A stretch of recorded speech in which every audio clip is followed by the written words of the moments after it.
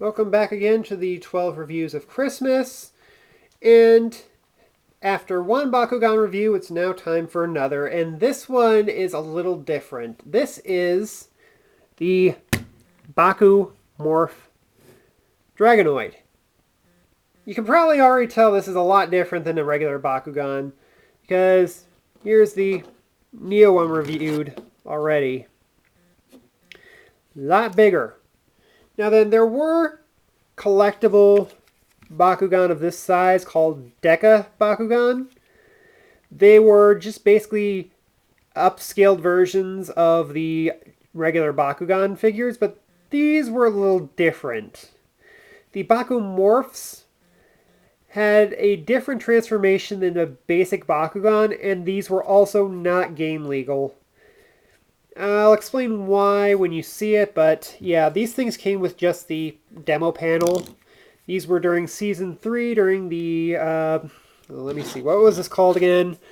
Gundarian Invasion, which is basically the series where they started introducing weapon backpacks to Bakugan.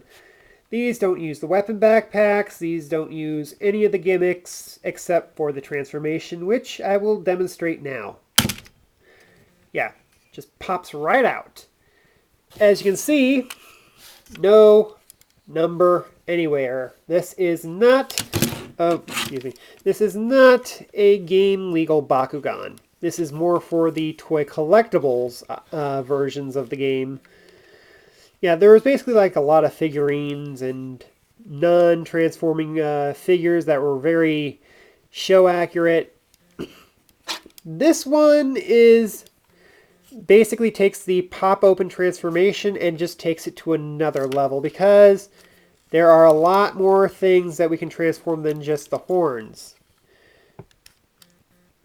They see this is a little loose. This was always loose when I had it. The jaw is just floppy. It just pops open when it opens. But as you can see, I popped these two panels out, and now watch this. You can see there is a lot more joints in this than a standard Bakugan, because this was meant to fully transform into something a little bit more show accurate. As you can see, we split this panel apart and spread out the wings. We folded out some legs. Now we angle up this panel here. We angle up the head just a little, and we fold out these panels here to give him a little bit more of a full wing. And there we have our Bakumorph Dragonoid fully transformed. He is not entirely show accurate because he had to transform into a ball still, but still, that is a lot more accurate than the original Bakugan figures. As you can see here, this is the Neo Dragonoid, and it still retains a lot of his spherical shape. Whereas this, despite having to be rounded in a few areas, it transforms into a nice looking dragon. Now then, for articulation, there is a swivel there. There is a hard ratchet right there. Kind of soft in some spots, kind of hard in others. There is this little joint here, which I have no idea why it's there to begin with, because it doesn't really serve a function. Again, floppy jaw. There's this joint here, mostly for transformation. The hips, I believe, are ball jointed with a bunch of hinges in the foot. And then, of course, ratchet at the base of the tail. A universal, wait, looks like a ball joint in the base, in the middle section of the tail, and just a pivot there.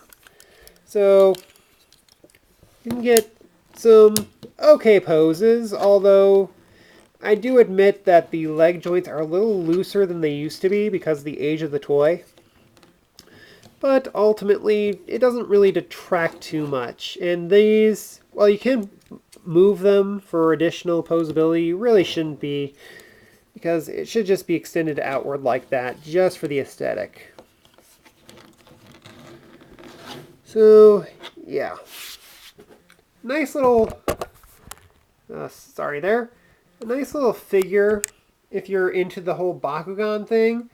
And even if you're not into Bakugan, it's a nice looking dragon figure. Although it all depends really on if you're into the whole transforming ball gimmick. It's not terrible.